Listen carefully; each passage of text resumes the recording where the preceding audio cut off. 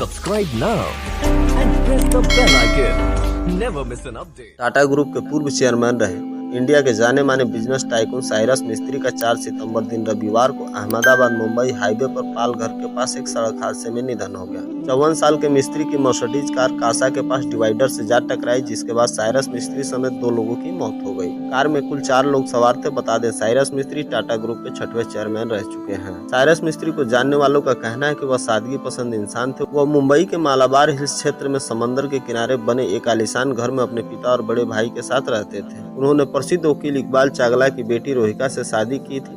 उनके 2 बेटे फिरोज और जहान मिस्त्री हैं। साइरस मिस्त्री के निधन के बाद उद्योग जगत में मातम का माहौल है। साथ ही उनके अंतिम संस्कार को लेकर भी काफी चर्चा हो रही है, क्योंकि साइरस मिस्त्री पारसी धर्म के मानने वाले थे और पारसी मजहब में मरे हुए इंसान को न जलाया जाता है, न दफनाया जाता और न ही पानी में बहाया जाता है। ये तो हम सभी जानते हैं कि जब किसी व्यक्ति की मृत्यु हो जाती है उसके बाद उसका अंतिम संस्कार किया जाता है। अंतिम संस्कार का विशेष महत्व है, इसलिए जब भी किसी व्यक्ति की मृत्यु होती है तो उसके बाद पूरे विधि विधान और रीति रिवाज का पालन करते हुए मृत व्यक्ति का अंतिम संस्कार किया जाता है। हर धर्म में अंतिम संस्कार को लेकर अलग अलग मान्यता है। अगर बात हिंदू धर्म की करें तो हिंदू धर्म में किसी भी व्यक्ति की मृत्यु हो जाती है तो उसके शव को अग्नि दी जाती है और बाद में उसकी अस्थियों को गंगा जी में प्रवाहित कर दिया जाता है। इसी तरह मुस्लिम धर्म में जब किसी व्यक्ति की मृत्यु हो जाती है तो उसको जलाया नहीं बल्कि दफनाया जाता है। ऐसे ही अलग अलग धर्मों के अंतिम संस्कार को लेकर अलग अलग मान्यता है। पारसी धर्म के अंतिम संस्कार की प्रक्रिया पारसी लोगों के अलावा बहुत कम लोग ही जानते हैं। तो चलिए दोस्तों, इस वीडियो में आपको बताते हैं पारसी धर्म के अंतिम संस्कार के बारे में।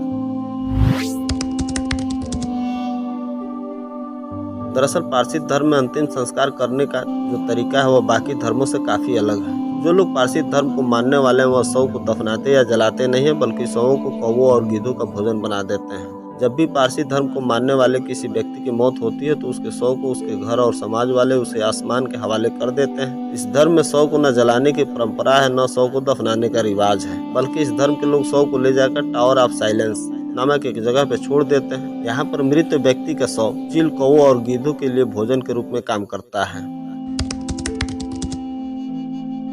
एक तरह से हम कह सकते हैं कि जो पारसी धर्म के लोगों का कब्रिस्तान होता है उसी को टावर ऑफ साइलेंस के नाम से जाना जाता है।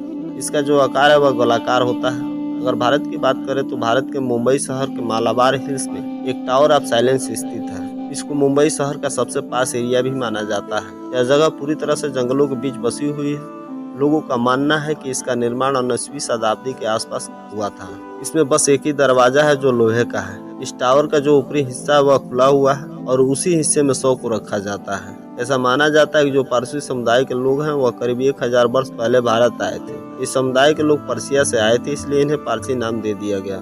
भारत में ज्यादातर जो पारसी धर्म के लोग हैं वो मुंबई शहर में ही निवास करते हैं। आप सभी की जानकारी के लिए बता दें कि भारत देश के जाने माने बिजनेसमैन रतन टाटा और पूर्व प्रधानमंत्री इंदिरा गांधी के पति फिरोज गांधी भी इसी समुदाय से आते हैं। इसके अलावा भी कई बड़े बड़े बिजनेसमैन इस धर्म से संबंध रखते हैं। पारसी धर्म के लोगों के अंतिम संस्कार करने की जो परंपरा है उसे दुखमेनासिनी परंपरा के नाम से जाना जाता है। यह टावर ऑफ साइलेंस बहुत ऊंचा स्थान होता है। इस ऊंचे स्थान को दखमा भी कहा जाता है। यहाँ पर शव को इसलिए रखा जाता है क्योंकि पारसी धर्म के लोग शव को बहुत ज्यादा पवित्र मानते हैं। पारसी धर्म के लोग इस परंपरा को 3000 साल से निभाते चले आ रहे हैं। इस धर्म के मानने वाले लोग अग्नि, जल और भूमि को अत्यधिक पवित्र मानते हैं। यही कारण है कि वह किसी भी शव को न दफनाते हैं न जलाते हैं। इस धर्म में किसी को जलाने का मतलब अग्नि को अपवित्र करना तथा किसी को दफनाने का मतलब पृथ्वी को अपवित्र करना है और साथ ही जल में प्रवाहित करने का मतलब जल को अपवित्र करना है।